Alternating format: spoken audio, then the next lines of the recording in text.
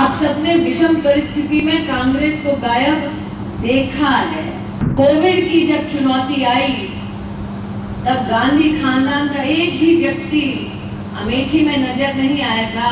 आपकी दीदी, आपकी सांसद गांव-गांव, घर-घर गई, इस बात को कोई झुठला नहीं सकता। मैं जाति के आधार पर आपका समर्थन नहीं मांग रही, अमेठी के विवेकशील नागरिक के नाते आपका समर्थन मांग रही। इस क्षेत्र में वर्षों वर्ष राजनीति देखी है। आप सबने विषम परिस्थिति में कांग्रेस को गायब देखा है। कोविड की जब चुनौती आई तब गांधी खानदान का एक भी व्यक्ति अमेठी में नजर नहीं आया था। आपकी दीदी, आपकी सांसद गांव-गांव, घर-घर गई, इस बात को कोई झुठला नहीं सकता। सर पर मौत मंडरा रही थी। मेरे भी घर में बच्चे हैं, मैं भी अपने परिवार के लिए जिम्मेदार हूँ।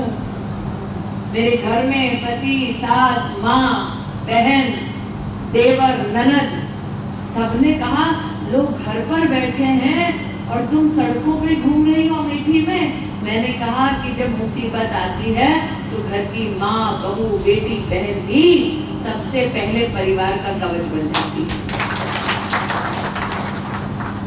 मैं जाति के आधार पर आपका समर्थन नहीं मांग रही, अमेठी के विवेकशील नागरिक के नाते आपका समर्थन मांग रही। आप सबने देखा नरेंद्र मोदी से अमेठी में किसी किसान ने कभी 6,000 रुपया सालाना मांगा नहीं। नरेंद्र मोदी ने बढ़ चढ़कर दिया, बैंक के खाते में पहुंचाया। आज 4,20,000 किसान परिवारों को अमेठी लोकसभा क्षेत्र में सालाना 6,000 रुपया मिलता है। जो गरीब माँ का बेटा है वो जानता है एक एक रुपए की कीमत। अमेठी लोकसभा क्षेत्र में आज 19,26,000 लोगों को राशन मिलता है। आप सब साक्षी हैं कांग्रेस की यहाँ पर राजनीति के। कब हुआ ऐसा कि 4,20,000 परिवारों को सालाना 6,000 रुपया बैंक के खाते में बिना पूछे, बिना मांगे पैसा मिला हो? आज तक नहीं। कब हुआ कि 19 लाख लोगों को इस क्षेत्र में बिना मांगे सामने से किसी प्रधानमंत्री ने घर तक राशन पहुंचाया? 4 लाख से ज्यादा परिवारों में शौचालय बने। अब भाई बैठे हैं, आपको मैं बहन के नाते मर्यादा में कहती हूँ, घर पर भौजाई है, बेटी है, उससे पूछिए। रात के अंधेरे का इंतजार करना पड़ता, सुनसान किसी खेत में जाना पड़ता, जिल्लत की जिंदगी कैसे हम लोगों ने देखी है। 50 साल एक छत्र राज था कांग्रेस पार्टी का अमेठी में, गरीब के लिए शौचालय तक नहीं बनवा पाए। वो चाहते थे कि गरीब अमेठी का गरीब रहे ताकि कांग्रेस के बड़े बड़े नेताओं के सामने हाथ फैलाए, अमेठी का गरीब हमेशा तड़पता रहे। 3,50,000 परिवारों में पहली बार नल का लगा है। 1.5 लाख से ज्यादा परिवारों को पहली बार विद्युत का कनेक्शन लगा है।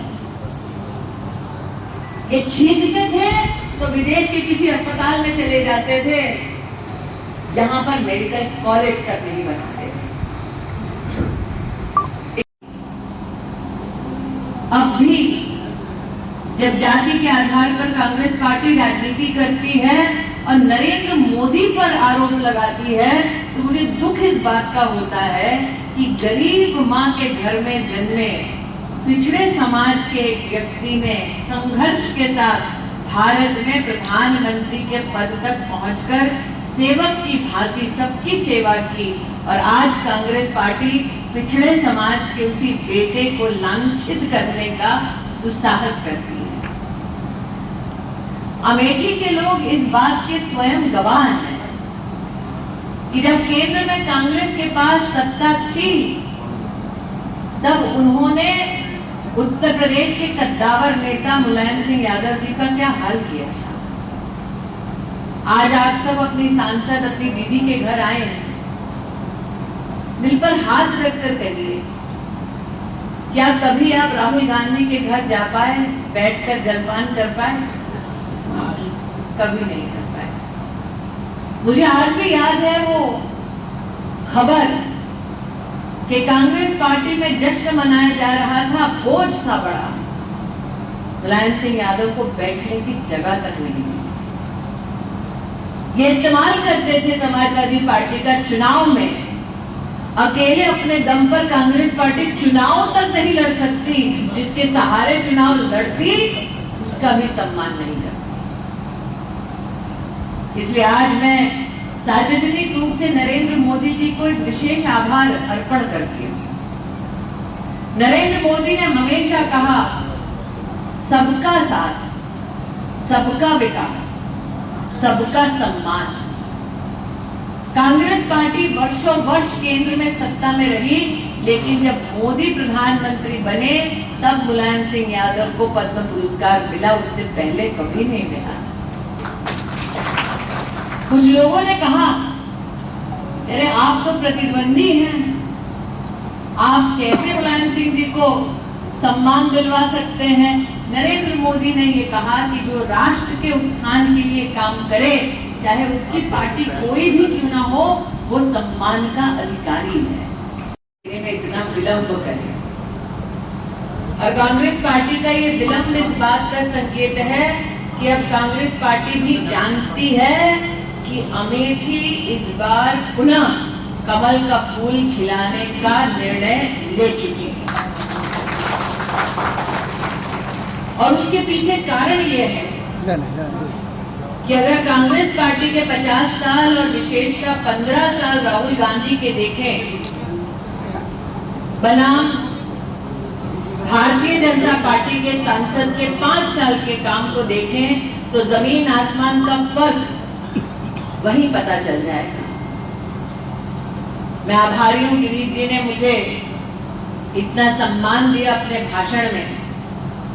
मैं आभारी हूं कि गिरीश जी ने याद किया कि जब आग लगी थी गांव में तो दीदी ने बुझाया, लेकिन उस वक्त मैंने ये नहीं देखा गांव में किस जाति के लोग रहते हैं। मेरा मात्र यही मकसद था कि गांव मेरा, लोग मेरे, जाति चाहे कुछ भी हो, उनका संरक्षण करना सब जरूरी था।